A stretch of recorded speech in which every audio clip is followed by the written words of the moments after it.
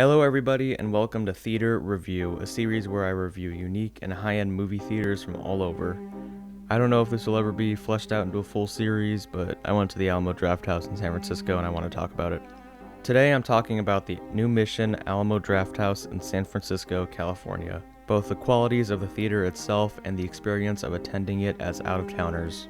As a movie connoisseur, I've been hearing tales of the fabled Alamo Drafthouse theater chain for years, a chain with only 41 locations nationwide, most of which located in Texas, but with some being in Boston, Chicago, DC, and of course Los Angeles. The closest one located to me is about an hour and a half away in sunny San Francisco, one of the greatest cities in the world if you can afford the exorbitant cost of living. I had been wanting to visit this theater for ages, a theater which had a zero-tolerance policy on talking and texting, enforced by immediate removal from the theater. No respect for the fine art of cinema. Fuck you. I text. Boom. Hey! Fuck you doing? Some fucking respect, man. Yeah? No talking and texting on a fucking phone, yeah?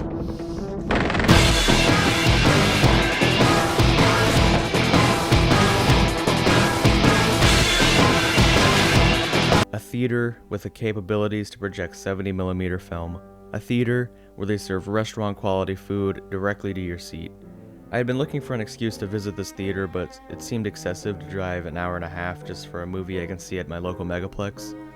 That was all, of course, before I had traveled 10 hours to see RRR in Los Angeles. So it was still out of my comfort zone in a way.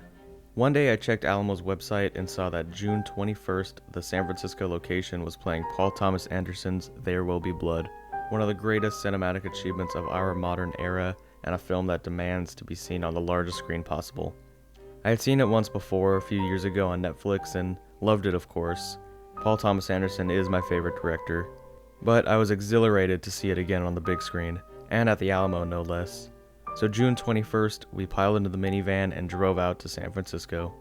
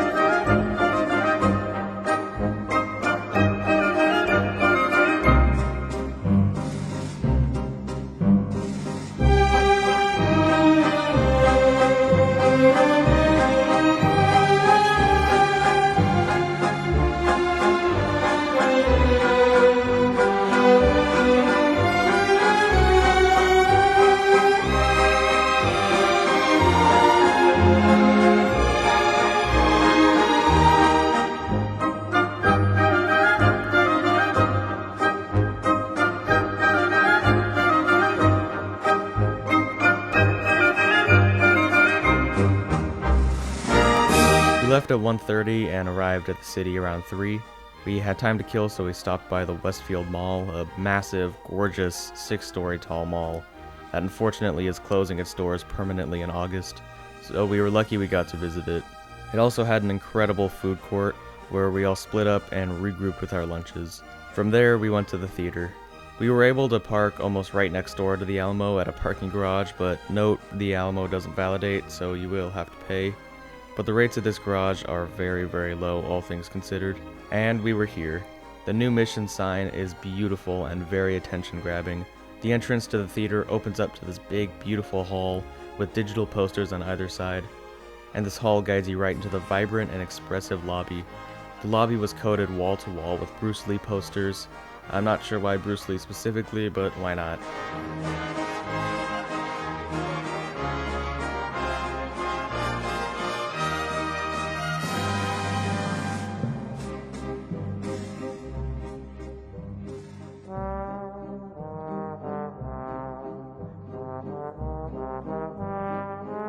What was very unique and cool was that in the middle of the lobby there was a huge rack of hundreds of film titles you were able to rent from the Alamo, organized by directors, countries of origin, and genres, which provided an insane variety among titles.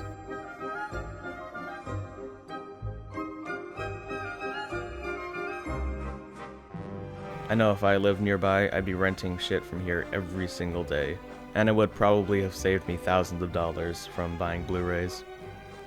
There's also a bar built into the theater, which looked really nice, but I didn't go into it since I can't yet legally. To get to the screening room, you walk through this wonderful hallway, and you arrive in the theater, which is very spacious and the screen is very wide and clean.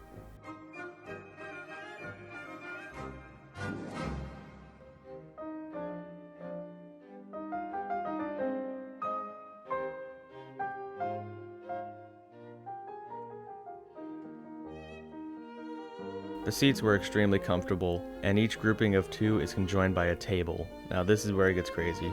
The Alamo is known for their restaurant quality food and combining a restaurant dining experience with the luxury movie experience. So before or during a film, when you want to order food, you write your order on a slip of paper and put it in a little holder on your table and press a button. An employee will stealthily come by and take your order, and later they'll come back and place what you ordered on your table quickly and without saying a word. You only have to scan your card once as well, so whatever you order instantly gets charged to your account seamlessly, and the menu is loaded with different options from burgers to salads and a large drink menu as well. I got a brisket burger, and since because of the movie, a strawberry milkshake.